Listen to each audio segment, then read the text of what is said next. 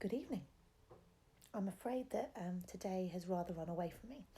So I had a whole image in my mind of this being like some sort of fireside chat.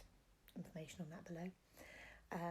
Or for my generation, Jack Norrie. For yours, maybe something like the CBeebies bedtime story, but balancing the comfort and familiarity of that with really great intellectual rigour and academic challenge. But I think, if anything, the vibe is sort of Tales from the Crypt.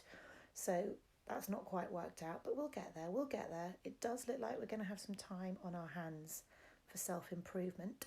And while we're talking about things that have not gone quite to plan, I read these short stories when I was at school, and I had recalled that this was the first short story, and it is, but it is not the first time that the characters of Sherlock Holmes and Dr. Watson ever appeared. And in fact, I think there's a degree of an assumption on the author's part that we know a little bit about them. So I'm going to explain who they are very briefly. Sherlock Holmes, whose statue is outside the Wetherspoons by Baker Street, is a brilliant, academically outstanding, but emotionally very, very flawed criminal detective. And the Victorians were very, very into, kind of since Jack the Ripper, really. They are the beginning of the age of the obsession of the detective novel. There'll be a bit about that in the notes as well. And Dr. Watson is very much the straight man, very much the kind of steadying, calming force and lodger.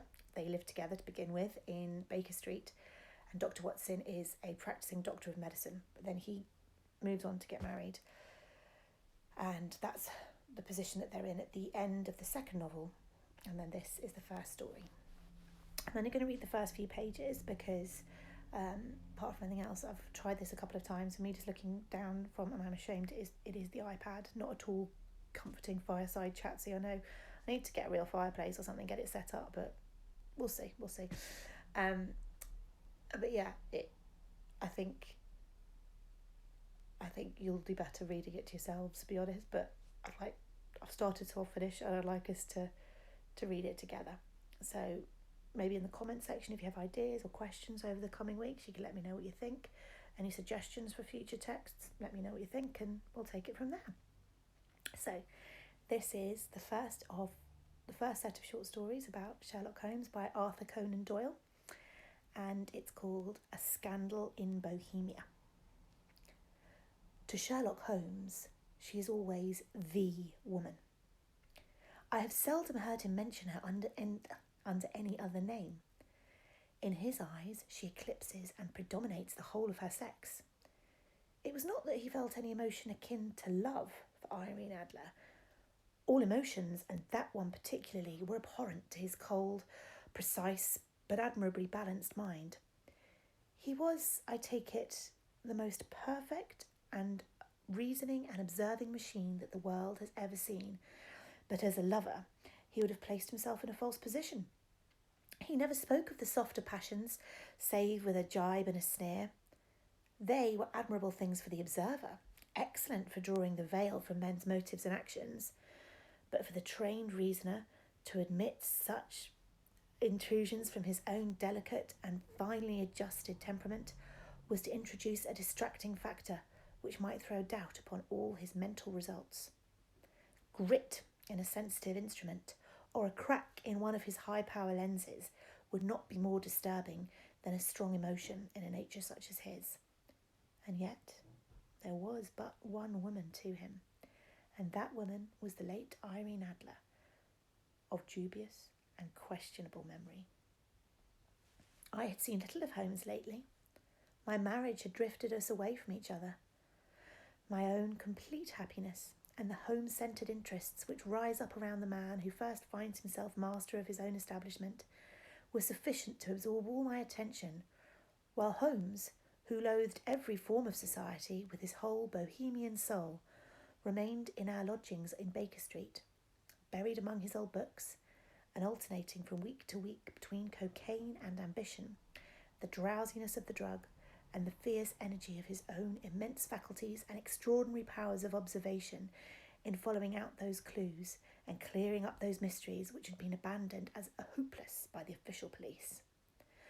From time to time, I heard some vague account of his doings, of his summons to Odessa in the case of the Trepov murder, of his clearing up of the singular tragedy of the Atkinson brothers at Trincomalee, and finally of the mission which he had accomplished so delicately and successfully for the reigning family of Holland. Beyond these signs of his activity, however, which I merely shared with all the readers of the daily press, I knew little of my former friend and companion. One night, it was on the 20th of March, 1888, I was returning from a journey to a patient, for I had now returned to practice, when my way led me through Baker Street. As I passed the well-remembered door, which must always be associated in my mind with my wooing, and the dark incidents of the study in scarlet, I was seized with a keen desire to see Holmes again, and to know how he was employing his extraordinary powers. His rooms were brilliantly lit, and even as I looked up, I saw his tall, spare figure pass twice in a dark silhouette against the blind. He was pacing the room swiftly, eagerly, with his head sunk upon his chest and his hands clasped behind him. To me, who knew his every mood and habit, his attitude and manner told their own story. He was at work again. He had risen out of his drug-created dreams and was hot upon the scent of some new problem. I rang the bell and was shown up to the chamber, which had formerly been in part my own. His manner was not effusive. It seldom was, but he was glad, I think, to see me. With hardly a word spoken, but with a kindly eye, he waved me to an armchair, threw across his case of cigars, and indicated a spirit case and gasogene in the corner. Then he stood before the fire and looked me over in his singular introspective fashion. "Wedlock suits you," he remarked. "I think, Watson, that you have put on 7.5 pounds since I saw you." "7," I answered. "Indeed, I should have thought a little more. Just a trifle more, I fancy, Watson. And in practice again, I observe. You did not tell me that you intended to go into harness." "Then how do you know?" "I see it. I deduce it. How do I know you've been getting yourself very wet lately, and that you have a most clumsy and careless servant girl?" "My dear Holmes," said I, "this is too much. You would have certainly been burned had you lived a few centuries." I think I just froze there, didn't I? I think my battery's going. Let me wrap this up. You would have been certainly burned. That's a reference to witchcraft, obviously. I apologise. And it is true I had a country walk on Thursday and came home in a dreadful mess. But as I have changed my clothes, I can't imagine how you deduce it. As to Mary Jane, she is incorrigible, and my wife has given her notice. But there again, I fail to see how you work it out." He chuckled to himself, rubbed his long nervous hands together. "It is simplicity himself," said he. "My eyes tell me that on the inside of your left shoe, just where the firelight strikes it, the leather is scored by 6 almost parallel cuts. Obviously, they have been caused by someone who has very carelessly scraped round the edges of the sole in order to remove crusted mud from it. Hence, you see my double deduction that you had been out in vile weather, and you had a particularly malignant, boot-slitting specimen of the London slavey. As to your practice, if a gentleman walks into my rooms smelling of iodoform, with a black mark of nitrate of silver upon his right forefinger and a bulge on the right side of his top hat to show where he has secreted his stethoscope, I must be dull indeed if I do not pronounce him to be an active member of the medical profession." Right, well, I think you've got a flavour of the characters. I'll read you chaps to read over the story. This isn't the sort of thing that we're going to do deadlines for, but if we sort of work roughly on the basis that you might read it over the next 2 weeks, let me know if you've read it before. We'll have a bit of a discussion about it, maybe in the comment section. I'm getting a vague hang of Zoom. Let's see how it goes. Anyway, I do hope you're not all too painfully bored and going stir crazy, and be nice to the people that you're living with. This isn't much fun for anyone, but this too shall pass. All right, let me know what you think about the book.